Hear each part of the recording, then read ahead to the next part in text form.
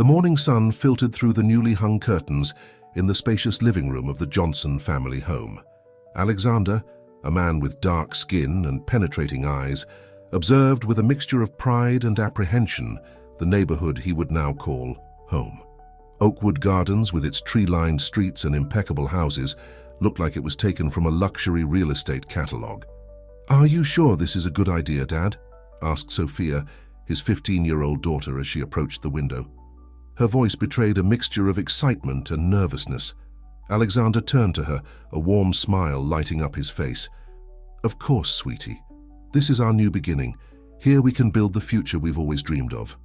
Catherine, Alexander's wife, entered the room with a tray of freshly made lemonade.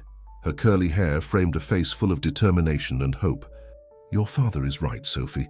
Besides, aren't you excited about your new school? I've heard they have an excellent art program." Sophia nodded, though her smile didn't reach her eyes. "I guess so. It's just that, well, you know how it was in the last place." Silence fell over the family for a moment, each remembering the challenges they had faced in their old neighborhood. Alexander, as an African-American judge, had earned both respect and resentment in his previous community. The controversial cases he had presided over had led to veiled threats and distrustful looks from some neighbors. Ethan, the 12-year-old youngest son, came running down the stairs, breaking the tension of the moment. "Mom, Dad, can we explore the neighborhood? I saw an amazing park when we were coming."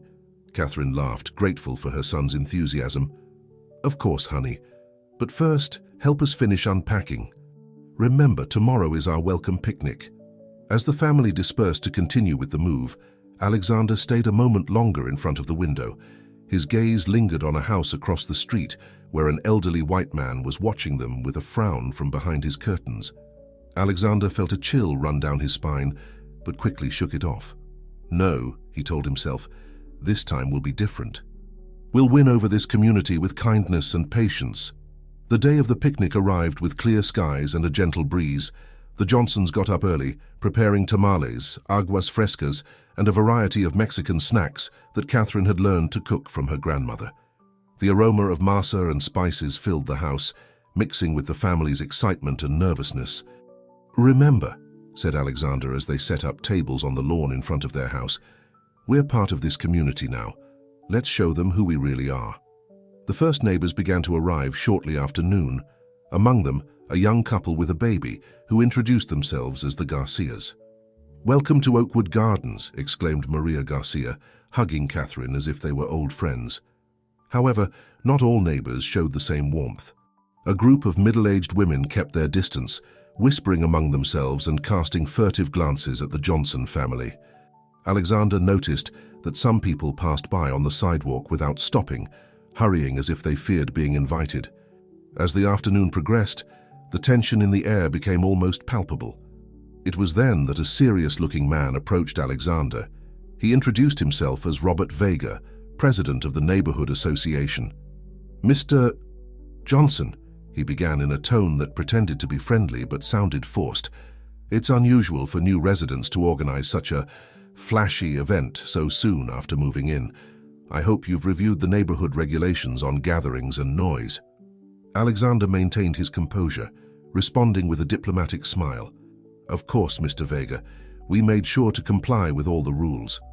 This picnic is our way of introducing ourselves and getting to know our new neighbors." Robert nodded, though his expression remained skeptical. "Good, good. Just remember that in Oakwood Gardens we greatly value tranquility and traditions." As Robert walked away, Catherine approached her husband. "Everything okay, honey?" Alexander nodded, though his eyes remained fixed on the figure of the Neighborhood Association president. "Yes, just friendly reminders about the neighborhood rules." The picnic continued, with moments of joy mixed with instances of uncomfortable silence. Sophia and Ethan had managed to strike up conversations with some neighborhood children, though Alexander noticed that several parents called their children to return home earlier than expected. As the sun began to set, most of the neighbors had left. The Johnson family began to clean up, each lost in their own thoughts about how the day had gone. "It wasn't so bad, was it?" asked Catherine, trying to maintain an optimistic tone. Alexander was about to respond when he noticed a white envelope slipped under the front door. He picked it up curiously, opening it as his family watched. His face darkened as he read the contents. "Welcome to Oakwood Gardens," the note said. "We hope you understand the importance of maintaining neighborhood standards. Some changes can be difficult for everyone to accept." The message, although politely worded, carried a clear and threatening subtext. Alexander looked at his family, seeing the concern reflected in their faces. "What are we going to do, Dad?" asked Ethan, his voice small and scared. Alexander squared his shoulders, a fierce determination shining in his eyes. "What we've always done, son. Face challenges with dignity and perseverance. This is our home now, and we won't let anyone make us feel like we don't belong here." As the Johnson family hugged, gathering strength for the days to come, a solitary figure watched them from the window of the house across the street. Mr. Richard Sanders, the elderly man who had been in the neighborhood for 4 decades, frowned at the scene. "This won't stand," he muttered to himself. "Oakwood Gardens won't change. Not while I'm here." Night fell over the neighborhood, bringing with it an apparent calm. But beneath the surface, the currents of change and resistance began to stir, setting the stage for the events that were to come. The days following the welcome picnic passed in a tense calm for the Johnson family. Alexander and Catherine strived to maintain a facade of normalcy, but their children could feel the worry that floated in the air like an invisible cloud. One morning, as Alexander prepared for his first day at the local courthouse, he noticed a group of neighbors gathered on the sidewalk in front of Mr. Sanders's house. The old man was gesticulating vehemently, his narrowed eyes fixed on the Johnsons' house. "Catherine," Alexander called to his wife, "come see this." Together they watched from the window as Mr. Sanders seemed to be giving an impassioned speech to the gathered neighbors. Although they couldn't hear the words, the hostile body language was unmistakable. "This doesn't look good," Catherine muttered, squeezing her husband's hand. Alexander nodded, his face a mask of determination. "No matter what they're plotting, we'll stand firm and show them who we really are." That afternoon, Sophia returned from school with red-rimmed eyes. Catherine found her in her room, hugging her pillow. "Honey, what happened?" she asked, sitting next to her daughter. Sophia sobbed before responding. "I heard some girls in the bathroom. They were saying we shouldn't be here, that their parents were worried about the quality of the neighborhood."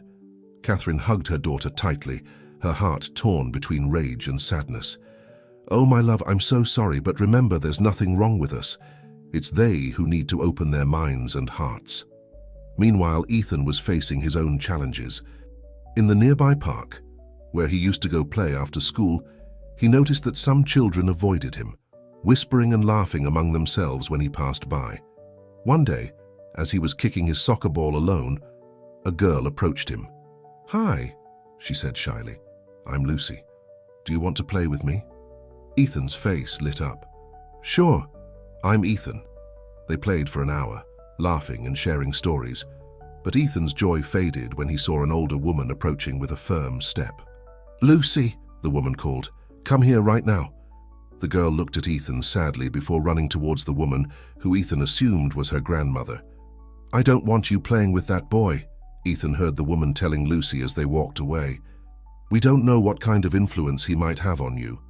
That night, during dinner, the family shared their experiences of the day. Alexander listened with a furrowed brow, his mind working on possible solutions. "We need allies," he finally said. "Not everyone in this neighborhood can be like this. There must be good-hearted people who are willing to see beyond prejudices." As if the universe had heard his words, the doorbell rang. Catherine went to open the door and found herself face to face with a kind-looking older woman. "Good evening," the woman said with a warm smile. "I'm Clara Gutierrez. I live 2 houses down and, well, I wanted to come introduce myself properly and offer you my support." Catherine, surprised but grateful, invited Mrs. Gutierrez in. The woman entered, her eyes scanning the house with approval. "I've lived in Oakwood Gardens for over 30 years, Mrs. Gutierrez began once they were all seated in the living room.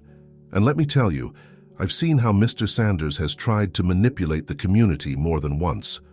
But I've also seen how this neighborhood has grown and changed for the better, despite his efforts." Alexander leaned forward, intrigued. "What can you tell us about Mr. Sanders, Mrs. Gutierrez?" The woman sighed. He's a man anchored in the past, fearful of change. He's tried to keep Oakwood Gardens, well, let's say exclusive, but not all of us share his narrow vision of the world, as Mrs. Gutierrez shared stories about the neighborhood and offered advice on how to navigate the turbulent waters of local politics. The Johnson family felt a spark of hope ignite in their hearts. However, their conversation was interrupted by the sound of approaching sirens. Alexander jumped up, running to the window. A police car had stopped in front of their house. "What's going on?" Sophia asked, fear evident in her voice. Alexander took a deep breath, preparing to face whatever was coming. "I don't know, sweetie, but we'll find out together." As he went out to talk to the officers, Alexander couldn't help but wonder if this was just the beginning of a much bigger battle for their place in Oakwood Gardens. Mrs. Gutierrez, observing the scene from the window, muttered to herself, "Oh, Richard, how far are you planning to go this time?" Night had fallen on the neighborhood, but the shadows looming over the Johnson family seemed darker than ever. However, with new allies and their unshakable determination, they were ready to face any challenge that came their way. The arrival of the police at the Johnsons' house that night marked a turning point in their struggle to integrate into Oakwood Gardens. Alexander, with the calm and dignity that characterized him as a judge, went out to face the officers. "Good evening, officers," he greeted with a firm voice. "How can I help you?" The younger officer, visibly uncomfortable, responded, "We've received a complaint about excessive noise, sir. Apparently there's an unauthorized party in progress." Alexander looked around, the silence of the night only interrupted by the soft hum of crickets. "As you can see, officers, there's no party here. It's just my family and a neighbor having a quiet conversation in our living room." The older officer with more experience seemed skeptical. "Even so, Mr. Johnson, we have to investigate all complaints. Would you mind if we take a look?" Mrs. Gutierrez, who had come out after Alexander, intervened firmly. "Officers, I know this family. They're new to the neighborhood and are being unfairly harassed. I suggest you investigate who's making these false complaints." The officers exchanged looks, clearly surprised by the respected neighbor's intervention. After a few moments of tension, they apologized and withdrew, promising to investigate the origin of the complaint. Once the police left, Alexander turned to Mrs. Gutierrez. "Thank you for your support. You don't know how much it means to us." The old woman smiled sadly. "Don't thank me yet. I'm afraid this is just the beginning." In the days that followed, tension in the neighborhood grew. The Johnsons noticed hostile glances and whispers as they passed. Sophia and Ethan continued to face difficulties at school and in the park. One afternoon, as Catherine was returning from grocery shopping, she noticed a group of neighbors gathered in Mr. Sanders' garden. Among them was Robert Vega, the president of the neighborhood association, who seemed to be leading the meeting. Intrigued and worried, Catherine approached close enough to listen without being seen. "We can't allow the character of our neighborhood to change," Mr. Sanders was saying vehemently. "These newcomers don't understand our traditions, our values." Robert Vega nodded, though he seemed less convinced. "I understand your concern, Mr. Sanders, but we must be careful. Mr. Johnson is a respected judge, and any action we take could be seen as discrimination." "Nonsense!" exclaimed Mr. Sanders. "We're just protecting our way of life. If we don't act now, who knows who else will want to move here?" Catherine walked away, her heart beating hard. She knew she had to tell Alexander what she had heard. That night, after the children had gone to bed, Alexander and Catherine discussed the situation in tense whispers. "We need to do something," Catherine said. "We can't let them intimidate us like this." Alexander nodded, his face a mask of determination. "You're right, but we have to be smart about it. We can't fall into their game of provocations." As they planned their strategy, a soft knock on the door startled them. Upon opening, they found Martin, the young neighbor they had seen at some of Mr. Sanders' meetings. "I'm sorry for coming so late," Martin said nervously, "but I needed to talk to you. I've been involved in Mr. Sanders' plans, but I can't go on with this anymore. What they're doing is wrong." Alexander and Catherine exchanged looks of surprise before inviting Martin in. Over the next few hours, Martin revealed Mr. Sanders' detailed plans, from false reports to the police to a rumor campaign designed to discredit the Johnsons. in front of the community. At the next neighborhood council meeting, Martin explained, Mr. Sanders plans to present false evidence that you've violated various neighborhood rules. He wants to force a vote to expel you. Alexander listened carefully, his judge's mind already analyzing the legal and ethical implications of Mr. Sanders' actions. Martin, he finally said, would you be willing to testify about this if necessary? The young man paled but nodded slowly. Yes, I think it's the right thing to do. When Martin left, well into the early morning, Alexander and Catherine sat in silence, processing all the information. This is bigger than we thought, Catherine murmured. Alexander took her hand, squeezing it gently. It is. But now we have an opportunity. We can expose the truth and maybe change things not just for us, but for the entire neighborhood. The next morning, Alexander headed to work with a new determination. Meanwhile, Catherine decided to take action on her own. Armed with the knowledge provided by Martin, she began to approach other neighbors, sharing their story and unmasking the rumors spread by Mr. Sanders. Surprisingly, she found more support than she expected. Many residents, especially the younger ones, were tired of the atmosphere of exclusion promoted by Mr. Sanders and his followers. Sophia and Ethan, inspired by their parents' courage, also decided to face the challenges at school. Sophia organized a cultural diversity club, while Ethan invited his classmates to a soccer game in their yard, slowly breaking down the barriers of prejudice. As the date of the neighborhood council meeting approached, tension in Oakwood Gardens reached its peak. Mr. Sanders and his allies intensified their efforts, but the Johnson family and their growing supporters stood firm. The night before the meeting, Alexander gathered his family in the living room. Tomorrow will be a decisive day, he said, looking each of them in the eye. Whatever happens, I want you to remember this. We're in this together. Our strength is in our unity and in the truth of who we are. Catherine, Sophia, and Ethan nodded, their faces reflecting a mixture of nervousness and determination. Oakwood Gardens may not be ready for us, Alexander continued, but we are more than ready for Oakwood Gardens. As the family hugged, preparing for the battle that awaited them, they knew that, regardless of the outcome, they had already gained something invaluable. The strength to stand united in the face of adversity and the conviction to fight for what is right. Outside, the stars shone over Oakwood Gardens, silent witnesses to the changes that were about to come. The morning of the neighborhood council meeting dawned with a palpable tension in the air of Oakwood Gardens. The Johnson family prepared in silence, each lost in their own thoughts and fears. Alexander, wearing his best suit, the same one he wore for the most important cases in court, adjusted his tie in front of the mirror. His eyes reflected a mixture of determination and concern. "Are you ready?" asked Camilla, placing a comforting hand on his shoulder. Alexander nodded, covering his wife's hand with his own. "As ready as I can be. Today is the day we defend our right to be here." Sophia and Emilio, dressed carefully, waited in the living room. Their young faces showed a maturity beyond their years, forged by the experiences of the past few weeks.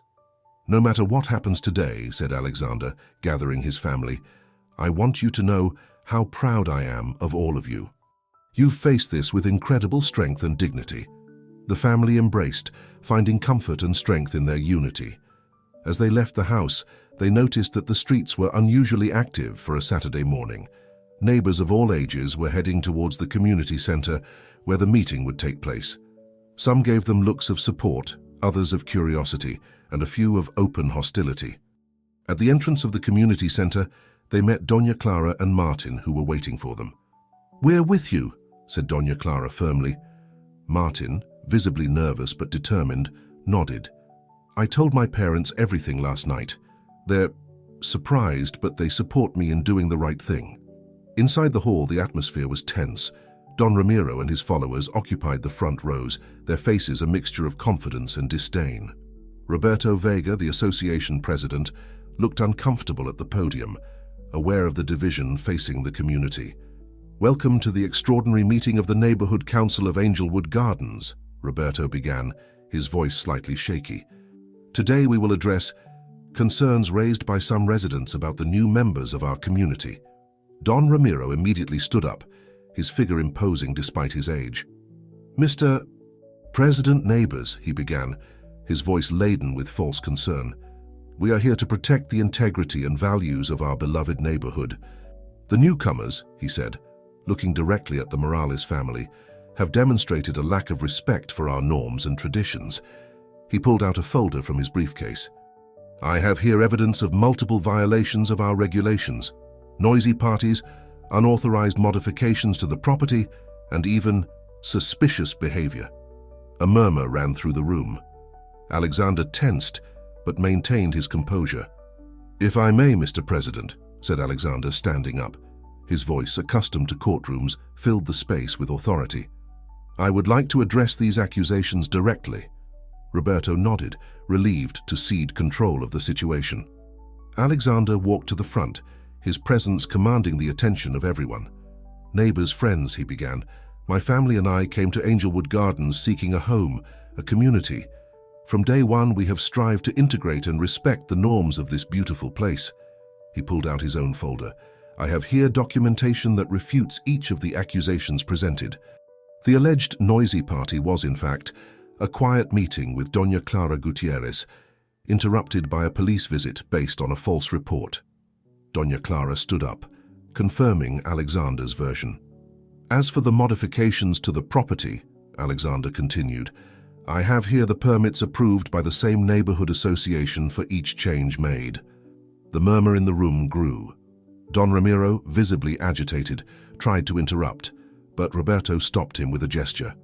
"Lastly," said Alexander, his voice now laden with emotion, "the suspicious behavior they refer to is nothing more than my family and I living our lives, working, studying, and trying to make friends in a place we hoped could be our home."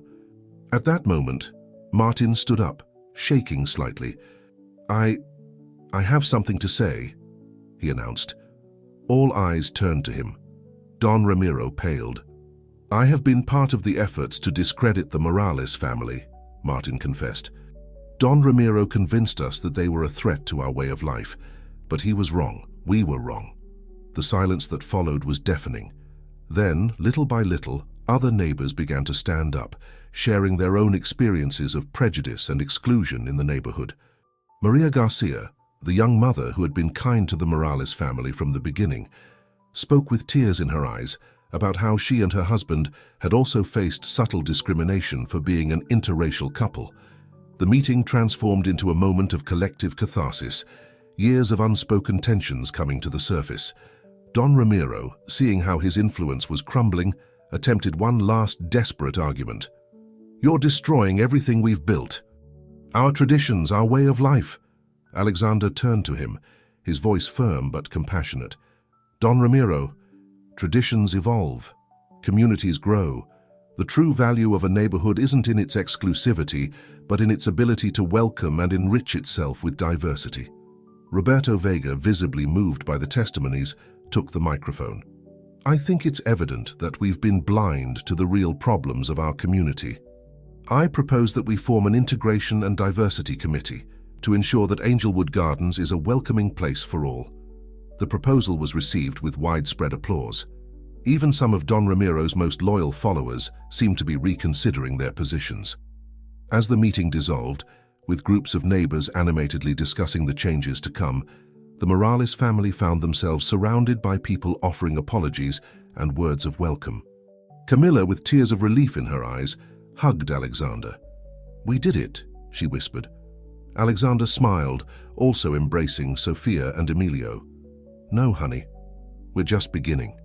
That night, as the stars shone over Angelwood Gardens, a sense of change and hope floated in the air. The battle wasn't over. Deep-rooted prejudices wouldn't disappear overnight, but a crucial step had been taken towards a more inclusive and understanding future. The Morales family, sitting on their porch enjoying the tranquility of the night, knew that their struggle had been worth it, not just for them, but for all those who would come after, seeking a place to call home in Angelwood Gardens. The weeks following the neighborhood council meeting brought a sense of change to Angelwood Gardens. The newly formed Integration and Diversity Committee, led by Camila Morales and Maria Garcia, began organizing community events designed to foster understanding and coexistence among all residents. One Saturday morning, The central park of the neighborhood was filled with color and aroma for the first Angelwood Gardens Cultural Festival. Food stalls representing various culinary traditions, art exhibitions, and traditional dance demonstrations transformed the space into a vibrant cultural mosaic. Alexander, serving plates of mole at the Mexican booth alongside Sophia, couldn't help but smile at the diversity of faces approaching with curiosity and enthusiasm. "Dad," said Sophia, her eyes shining with excitement, "who would have thought we'd be doing this a month ago?" Alexander hugged his daughter with one arm. "Life is full of surprises, sweetie. Sometimes we just need to give people the opportunity to surprise us." However, not everything was rosy. In a corner of the park, Don Ramiro observed the festival with a mixture of disdain and resignation. Although his influence had diminished considerably, he still maintained a small group of followers who viewed the changes in the neighborhood with suspicion. Camilla, noticing Don Ramiro's presence, approached him with a plate of food. "Don Ramiro, would you like to try something? Everything is delicious." The old man looked at her with surprise, clearly not expecting this gesture of kindness. After a moment of hesitation, he took the plate. "Thank you," he muttered, his voice a mixture of forced courtesy and confusion. This small exchange didn't go unnoticed by other neighbors, who observed with interest how the once feared Don Ramiro seemed, for a moment, simply a lonely old man. Meanwhile, Emilio had found his place at the festival organizing games for the neighborhood children. His contagious energy and ability to make everyone feel included soon made him a favorite among the little ones. "Emilio," called Lucia, the girl he had played with weeks ago, "can I join your team?" The boy's face lit up. "Of course. Come on, we're setting up a mixed soccer game." Lucia's grandmother, who had previously shown wariness towards Emilio, watched from a nearby bench. Her expression softened as she saw the joy on her granddaughter's face. As the day progressed, it was evident that the festival was achieving its goal. Neighbors who had barely greeted each other before were now animatedly conversing, sharing stories and discovering commonalities they had never imagined. However, not everyone was willing to embrace change so easily. As evening fell, when the festival was at its peak, a small group of residents led by one of Don Ramiro's former allies approached Roberto Vega. "This is unacceptable," the man said, his voice laden with indignation. "We're losing the essence of Angelwood Gardens." "What's next? Changing the name of the neighborhood?" Roberto, visibly uncomfortable but firm, responded, "Angelwood Gardens is evolving, as any healthy community should. The festival is being a success, and most neighbors seem to be enjoying it." The group was not satisfied with this response and began to raise their voices, attracting the attention of nearby attendees. The tension in the air was palpable, threatening to ruin the festive atmosphere that had been achieved. Alexander, sensing the danger, quickly approached. "Gentlemen," he said in a calm but firm voice, "I understand that these changes can be difficult to accept, but I ask you to look around. See the joy on the faces of your neighbors, of your children. Isn't this what really matters in a community?" The leader of the group, although still upset, seemed to hesitate. At that moment, Doña Clara joined the conversation. "I've lived here longer than most of you," she said with authority. "And I can tell you that Angelwood Gardens has never been as vibrant and united as it is today. This," she said, pointing to the festival, "is progress." Gradually, the tension began to dissipate. Although the group wasn't completely convinced, they dispersed without causing further problems. That night, as the Morales family helped clean up the park, Alexander reflected on the day's events. "There's still a lot to do," he said to Camilla, as they picked up the last decorations. Camilla nodded, her face showing determination. "But today we took a big step. People are talking, connecting. It's a start." Sophia and Emilio joined their parents, tired but happy. "Can we do this every month?" Emilio asked enthusiastically.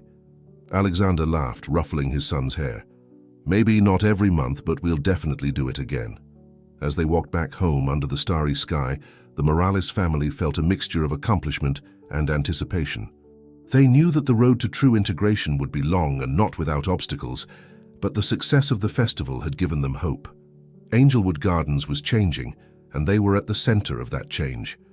With each small step, with each conversation and every shared smile, they were building bridges where there were once walls. And although challenges persisted, the Morales family knew they were no longer alone in their struggle. They had found allies, they had inspired others, and little by little they were transforming Angelwood Gardens into the home they had always dreamed of. Autumn arrived in Angelwood Gardens, tinting the tree-lined streets with golden and reddish hues. The Morales family had adapted to their new life, finding a balance between persistent challenges and moments of joy that their new home offered them. One afternoon, as Alexander was reviewing some documents in his study, the doorbell rang. Upon opening it, he found himself face to face with Roberto Vega, the president of the Neighborhood Association, whose face showed a mixture of concern and determination. "Alexander," Roberto said, his voice low and urgent, "I need to talk to you. It's important." Intrigued, Alexander invited him in. Once in the study, Roberto pulled out a worn folder from his briefcase. "I found this in the old association archives," he explained, spreading several yellow documents on the desk. "I think you should see it." Alexander examined the papers, his frown deepening as he read. They were minutes from neighborhood association meetings dating back more than 4 decades.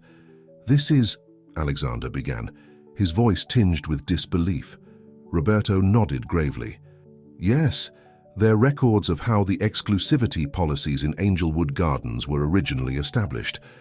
And look who led those efforts." Don Ramiro Sanchez's name appeared prominently in several documents, along with detailed plans to keep the neighborhood homogeneous and of a certain level. "Why are you showing me this now?" Alexander asked, staring intently at Roberto. The association president sighed deeply. "Because I believe it's time for the truth to come to light. Angelwood Gardens can't move forward if it doesn't face its past."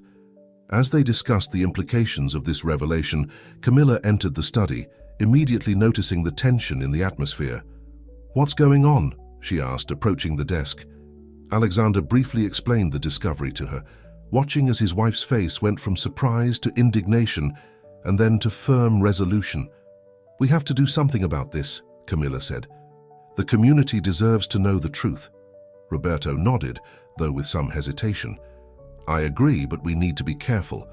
This could divide the neighborhood even further if we don't handle it correctly." The three spent the next few hours discussing how to proceed. Finally, they decided to call a special meeting of the Neighborhood Association to present the findings and propose a plan to address this dark chapter in Angelwood Gardens' history. The following days were a whirlwind of activity.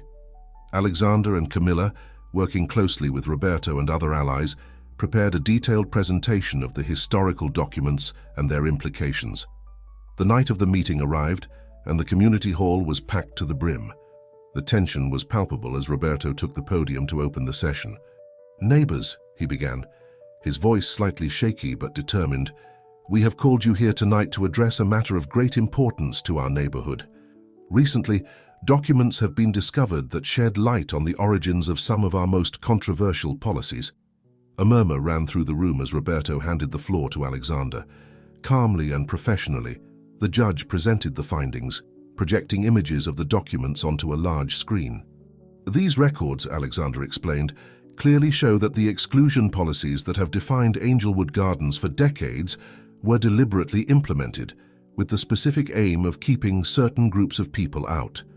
The silence that followed was deafening. Then, like a pressure cooker releasing steam, the room erupted in voices. "This is a disgrace," someone shouted. "Our parents and grandparents built this place," another replied. Don Ramiro, sitting in the front row, seemed to have aged 10 years in a matter of minutes. His face, a mask of shock and shame, reflected the weight of decades of secrets finally exposed. Camilla stood up, raising her hands to call for calm. "Please, we understand that this is difficult to hear, but we're not here to judge the past, but to decide how to move forward to a better future." Gradually, the initial chaos gave way to a more orderly discussion. Neighbors of all ages and backgrounds shared their thoughts and experiences. Some expressed shame for the neighborhood's past, others defended the intentions of previous generations, and many sought ways to rectify past mistakes. Amidst the debate, a trembling voice rose. It was Don Ramiro. I must speak," he said, standing up with difficulty. "What you see in those documents, I was part of it. We believed we were protecting something valuable, but we were wrong. Terribly wrong. The silence that followed this confession was profound and charged with emotion. Alexander, seeing an opportunity for reconciliation, approached Don Ramiro. "Thank you for your honesty," he said, extending his hand. "It's the first step towards healing." Don Ramiro, with tears in his eyes, took Alexander's hand. This simple but powerful gesture seemed to release something in the room. Gradually, the atmosphere shifted from one of confrontation to one of reflection and collective determination. The meeting extended into the late hours of the night, with neighbors working together to outline an action plan. Changes to the association's bylaws, education programs about the neighborhood's history, and new initiatives to promote diversity and inclusion were proposed.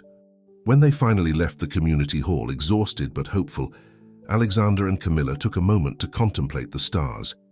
"Do you think we can really change things?" Camilla asked, her voice mixed with doubt and hope. Alexander hugged her, gently kissing her forehead. "We're already doing it, my love. Step by step, we're building the home we've always dreamed of." As they walked back home, they knew that the road ahead would be challenging. Prejudices rooted for decades wouldn't disappear overnight. But for the first time since they arrived in Angelwood Gardens, they felt they truly belonged to this place, and that together, as a community, they could build a better future for all. The months following the revealing Neighborhood Association meeting were a period of intense activity and change in Angelwood Gardens. The community, shaken by the revelations about its past, embarked on a process of self-reflection and transformation. The Integration and Diversity Committee, now with an expanded mandate, became the center of these efforts. Camila Morales, along with a diverse group of neighbors, worked tirelessly on implementing new initiatives. One Saturday morning, Alexander found himself in front of a group of residents in the Central Park, leading a workshop on the neighborhood's history and the challenges of inclusion. Among the attendees, he noticed with surprise Don Ramiro, sitting quietly in the back row. "The true strength of a community," Alexander explained, "doesn't lie in its uniformity, but in its diversity. Each of us brings unique experiences and perspectives that enrich our neighborhood." As he spoke, Alexander observed how some of the older residents nodded slowly, their expressions a mixture of understanding and remorse. After the workshop, Don Ramiro approached Alexander, his posture hunched by the weight of years and regrets. "Judge Morales," he began, his voice shaky, I wanted to thank you for opening our eyes, for giving us the chance to be better." Alexander, moved by the old man's vulnerability, placed a hand on his shoulder. "Don Ramiro, change is never easy, but it's necessary. Your presence here today is a testimony that it's never too late to learn and grow." Meanwhile, Sophia and Emilio were leaving their own mark on the community. Sophia had started an art club at the local high school, promoting cultural expression through murals and exhibitions. Emilio, for his part, had become a bridge between the neighborhood children, organizing games and activities that included everyone, regardless of their background.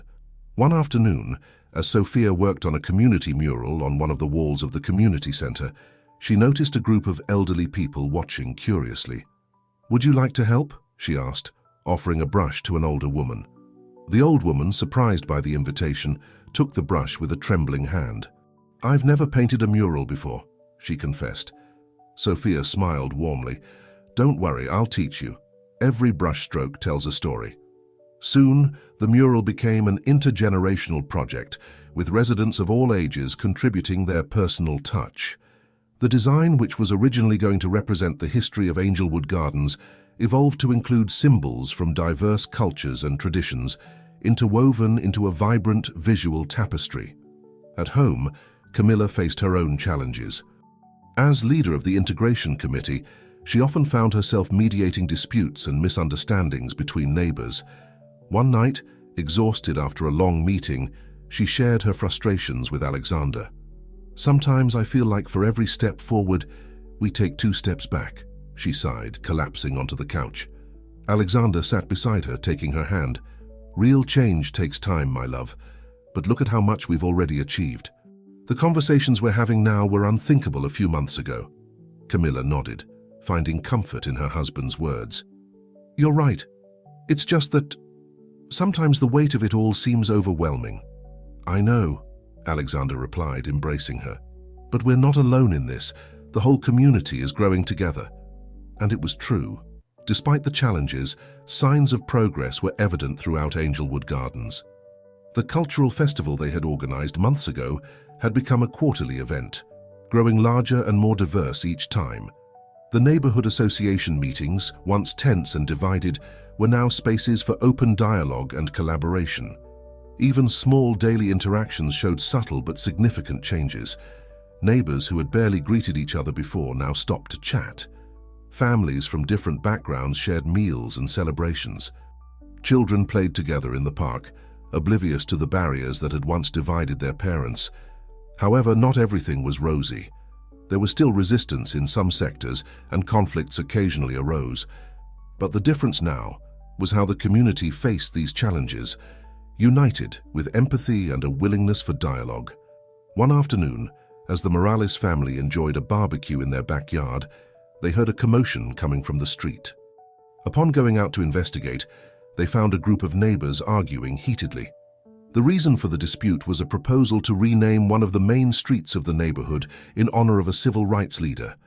Some residents argued that this was necessary to acknowledge the community's new direction, while others saw it as erasing their history. Alexander, seeing that the situation could escalate, intervened. "Neighbors, please, let's calm down. How about we take this discussion to the community center? We can have a civilized debate and listen to all perspectives." Surprisingly, it was Don Ramiro who supported Alexander's suggestion. "Judge Morales is right. We've learned that dialogue is the path to understanding. Let's give it a chance." Gradually, the group dispersed, agreeing to meet later to discuss the matter. Camilla, observing the scene, couldn't help but smile. "See?" she said to Alexander. "This is progress." A few months ago, this would have ended in shouting and closed doors. Alexander nodded, his face reflecting a mixture of pride and determination.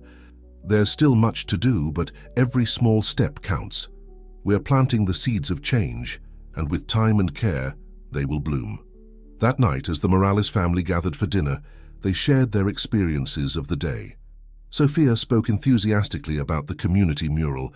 Emilio told how he had helped resolve a dispute in the neighborhood soccer game, and Camilla shared the progress of the Integration Committee's latest project. Alexander, listening to his family, felt a wave of gratitude and hope. Angelwood Gardens was changing, and they were an integral part of that change. Although the path wasn't easy, each day brought new opportunities to build bridges and break down barriers.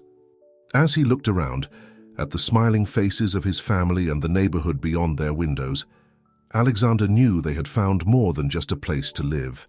They had found a community, a purpose, and a home, in the truest sense of the word. The seeds of change were germinating in Angelwood Gardens, and with each new day, the promise of a brighter and more united future grew stronger. Winter came to Angelwood Gardens, bringing with it not only a change in weather, but also new challenges and opportunities for the evolving community. Snow, uncommon in the region, covered the streets and gardens with a white blanket, creating an almost magical setting that seemed to reflect the transformation of the neighborhood. One cold January morning, Alexander received an unexpected call. It was from the city mayor requesting an urgent meeting. Intrigued and slightly worried, Alexander headed to City Hall, where he was greeted by the mayor and several members of the city council. "Judge Morales," the mayor began, his tone serious, "we have been observing the changes in Angelwood Gardens with great interest. Your community's efforts to address and overcome its history of exclusion have caught attention at the state level." Alexander nodded, waiting to see where the conversation was heading. "We want to propose something," the mayor continued. "We would like Angelwood Gardens to become a pilot project for a new citywide integration and diversity program. This would involve additional resources, but also intense scrutiny and the possibility that your experience will be replicated in other neighborhoods." The proposal took Alexander by surprise. On one hand, it represented an incredible opportunity to accelerate and amplify the positive changes they had been working so hard to achieve. On the other hand, it also meant putting their community under a microscope, with all the pressure and challenges that would entail. "I appreciate the offer, Mr. Mayor," Alexander responded carefully, "but this isn't a decision I can make alone. I need to consult with the neighborhood association and the community at large." The mayor nodded understandingly. "Of course, take the time you need, but we ask for discretion until a decision is made." That night, Alexander shared the news with Camilla in the privacy of their bedroom. They discussed the pros and cons until the early hours of the morning, aware that this decision could change the course of their lives and the future of Angelwood Gardens.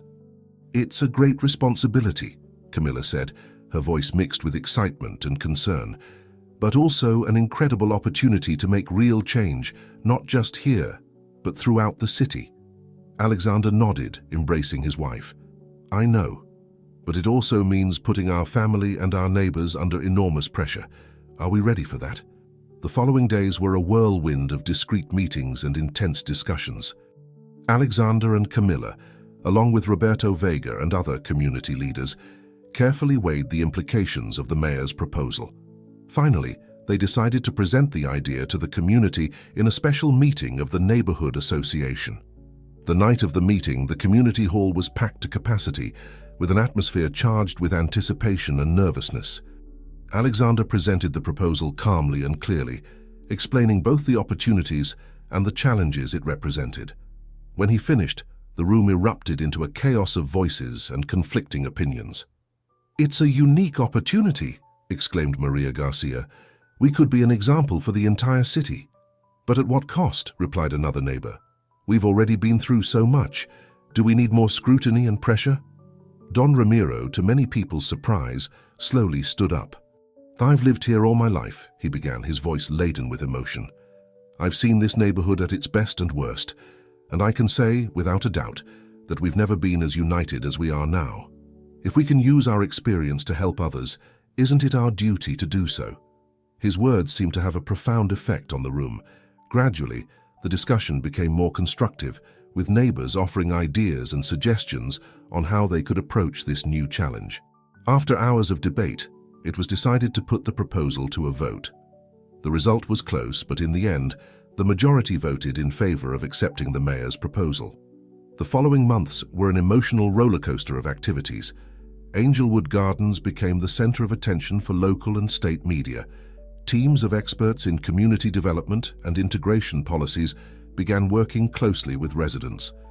Sophia and Emilio, initially overwhelmed by the attention, soon became enthusiastic spokespersons for the project, sharing their experiences in youth forums and school programs throughout the city. Camilla led the implementation of new cultural exchange and civic education programs, working long hours, but finding deep satisfaction in seeing how their efforts bore tangible fruits. Alexander, for his part, found himself navigating the complex waters of local politics and media, always striving to keep the focus on the true goal, creating a fairer and more inclusive community. However, not everything was easy. The intensified attention brought new challenges. External interest groups tried to influence the project, some with good intentions, others not so much. Tensions arose between older residents and newcomers attracted by the neighborhood's fame. One particularly difficult day, after a heated discussion at City Hall about resource allocation, Alexander returned home exhausted and discouraged. He found his family in the backyard, working on a small community garden they had started with some neighbors. "Dad," Emilio called excitedly, "look, the first strawberries are ripe." Alexander approached, watching as his son, along with a diverse group of neighborhood children, carefully harvested the small red fruits. "Try one," Sophia insisted, offering him a strawberry. As he bit into the sweet and juicy fruit, Alexander felt a wave of emotion wash over him. There, in that small garden, he saw the literal fruit of their efforts. Children from different backgrounds working together, sharing the joy of a common harvest. "Are you okay, honey?" Camilla asked, noticing the tears in her husband's eyes. Alexander hugged her, looking around at the small oasis of cooperation and joy they had created. "I've never been better," he replied. "This right here is what we fight for. It's the future we're building." That night, as the Morales family shared the strawberries with their neighbors in an impromptu garden party, Alexander realized that, despite all the challenges and pressure, they were on the right path. Angelwood Gardens wasn't just changing, it was flourishing, becoming a true model of what a community could be when it came together with a common purpose. And although he knew the road ahead would continue to be difficult, Alexander felt renewed and ready to face whatever came. Because now he had the proof, sweet and tangible, that change was possible, and that together they could cultivate a better future for all. Spring arrived in Angelwood Gardens, bringing with it not only the blooming of trees and gardens, but also the fruits of the community's hard work. The pilot project for integration and diversity had entered its final phase, and the entire city was waiting with anticipation for the results. One sunny morning, Alexander received a call that would change the course of their lives once again. It was the state governor. "Judge Morales," the governor began, his voice filled with enthusiasm. "The preliminary results of the project in Angelwood Gardens are extraordinary. We want to expand this model to the state level, and I'd like you to lead the initiative." Alexander was speechless for a moment, the magnitude of the offer weighing on him. "It's a great honor, Governor," he finally responded. "But I need to discuss this with my family and the community. After all, this has been a collective effort." The governor agreed to give him time to consider the offer, but made it clear that he expected an answer soon. That night during the family dinner, Alexander shared the news. The reaction was mixed, pride in the recognition, but also concern about the changes this could bring. "Does it mean we would have to move?" Sophia asked, her voice tinged with anxiety. Camilla took her daughter's hand. "Not necessarily, sweetie, but it would certainly change many things." Emilio, always optimistic, chimed in, "But think about how many people we could help. We could change the whole state." Alexander smiled at his son's enthusiasm. "You're right, Emilio, it's an incredible opportunity, but it also means leaving behind much of what we've built here." The family spent hours discussing the pros and cons, each expressing their hopes and fears. In the end, they agreed that Alexander should present the offer to the community before making a decision. The community meeting that followed was one of the most emotional that Angelwood Gardens had experienced. The hall was packed to the brim, with residents of all ages and backgrounds. Alexander presented the governor's offer, explaining what it would mean for him and for the community. When he finished, the room was silent for a few moments before erupting into a cacophony of voices. "You can't leave!" exclaimed one neighbor. "You've done so much for us." "But think of the impact you could have at the state level," argued another resident. Don Ramiro, now a firm ally of the Morales family, stood up with the help of his cane. "Friends," he began, his voice cracked but firm. "I remember when the Morales family arrived here. Many of us, myself included, didn't want them. But they taught us the value of diversity, of true community. If they can now take that lesson to others, isn't it our duty to support them?" His words seemed to touch something deep in the audience. Gradually, the discussion changed tone. Instead of trying to convince the Morales family to stay, the community began talking about how they could continue their integration work and keep alive the spirit they had cultivated together. Maria Garcia, with tears in her eyes, approached Camilla. "You showed us the way," she said. "Now it's our turn to move forward and be an example for others." By the end of the night, the decision was clear. Angelwood Gardens, as a community, would support Alexander in his new role, seeing this not as a loss, but as an opportunity to expand their impact. The following weeks were a whirlwind of activity. While Alexander worked with the governor to define his new role, Camilla collaborated with the Integration Committee to ensure a smooth transition. Sophia and Emilio, although sad to leave their friends behind, were excited about the adventure that awaited them. The day before their departure, Angelwood Gardens organized a grand celebration in honor of the Morales family. The Central Park was filled with music, food, and laughter. The community mural that Sophia had helped create had expanded, now covering several walls with vibrant images that told the story of the neighborhood's transformation. During the celebration, Roberto Vega took the improvised stage. "Today we're not just saying goodbye to a family," he announced. "We're celebrating the beginning of a new chapter. The Morales family taught us that change is possible, that community is stronger when united in its diversity. Now it's our turn to carry that message forward." Alexander, moved by the words and support of his neighbors, took the microphone. "When we arrived here," he began, his voice laden with emotion, We were looking for a place to call home. What we found was much more. We found a family, a community willing to grow and change. Angelwood Gardens will always be our home, no matter where we are. As the celebration continued, Alexander and Camilla stepped aside for a moment, observing the scene before them. They saw Sophia laughing with her friends, Emilio playing soccer with a diverse group of children, Don Ramiro chatting animatedly with a young couple who had recently moved to the neighborhood. Who would have thought we'd end up like this when we moved here? Camilla reflected, resting her head on Alexander's shoulder. Alexander smiled, embracing his wife. It's incredible how things change. We came seeking acceptance and ended up transforming an entire community. And now we're going to try to change an entire state, Camilla added, a mixture of pride and nervousness in her voice. Together, Alexander affirmed, as a family and with the support of this incredible community. As the sun set over Angelwood Gardens, bathing the neighborhood in golden and pink hues, the Morales family realized they were closing a chapter of their lives, but also opening a new and exciting one. They had planted the seeds of change, and now those seeds were ready to be sown on wider ground. The legacy they were leaving behind was powerful, a united community, aware of its past but committed to an inclusive and bright future. And as they prepared for their next adventure, they carried with them the lessons, love, and strength they had cultivated in Angelwood Gardens.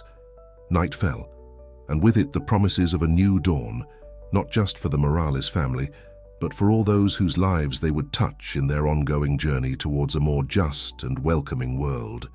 5 years had passed since the Morales family left Angelwood Gardens to embark on their state-level mission. Time had brought significant changes, not only for them, but for the communities they had touched with their work. It was a crisp autumn morning when the Morales car crossed the familiar entrance of Angelwood Gardens. They had been invited as guests of honor for the 5th anniversary of the State Integration and Diversity Program, which had begun in their former neighborhood. As they drove through the streets, Alexander and his family noticed the subtle but significant changes. The gardens were more colorful than ever, with a variety of plants reflecting the diversity of their inhabitants. New businesses had sprung up, bringing with them flavors and cultures from around the world. The Central Park, once a point of tension, now bustled with activity, as families from all backgrounds enjoyed it together.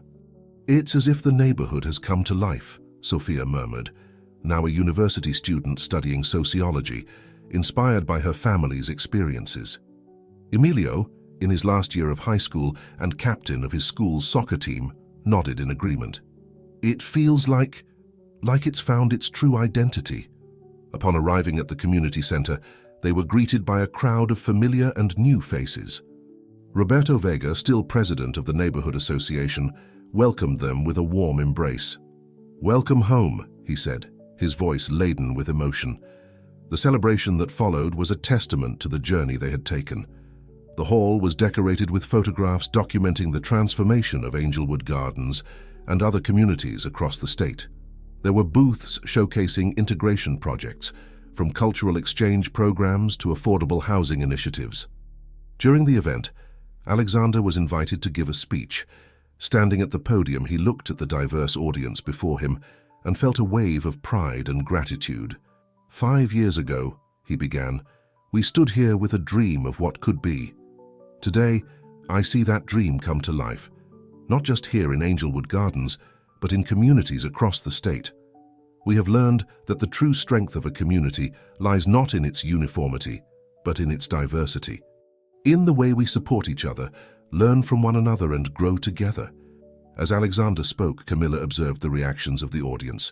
She saw tears in the eyes of Don Ramiro, now a firm advocate for integration. She noticed the proud smile of Maria Garcia, who had taken leadership of the Integration Committee after Camilla's departure. And she saw the children, including some who hadn't even been born when they first moved in, listening attentively, heirs to the legacy they had helped build. After the speech, the Morales family mingled with the attendees, listening to stories of change and overcoming. Sophia found herself surrounded by young people eager to share their experiences in the cultural exchange programs she had helped initiate. Emilio was drawn into an animated discussion about how sports had helped unite the community. In a quiet moment, Alexander and Camilla stepped aside, observing the scene before them. "Did you ever imagine we'd get to this when we first moved here?" Camilla asked, intertwining her fingers with her husband's. Alexander shook his head, a reflective smile on his face. "Never. We came looking for a home and ended up being part of something much bigger.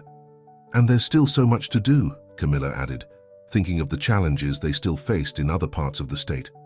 "Yes, but look at what we've accomplished together," Alexander replied, embracing her. "Every step, every difficult conversation, every moment of doubt, it was all worth it." As the celebration continued, the Morales family reflected on their journey. They had faced prejudices, overcome obstacles, and in the process not only changed a neighborhood but had started a movement that was transforming lives across the state. At the end of the day, as they prepared to return to their new home, Alexander gathered his family for one last look at Angelwood Gardens. "This place will always be special to us," he said. "It was here that we learned the true meaning of community, of belonging." Sophia, with tears in her eyes, added, "And it's here where we learned that change is possible, that we can make a difference." Emilio, ever the optimist, smiled broadly. "And think of all the places we can still change." Camilla hugged her family, feeling a mixture of nostalgia and hope. "The important thing is that we do it together, as a family and as a community." As they drove away, the Morales family carried with them not only the memories of their time in Angelwood Gardens, but also the strength and wisdom they had gained there. They knew their work was far from over, that there would always be new challenges to face and new communities to unite. But they also knew that they had planted the seeds of lasting change. Angelwood Gardens, once a symbol of exclusion, was now a beacon of hope and a model to follow.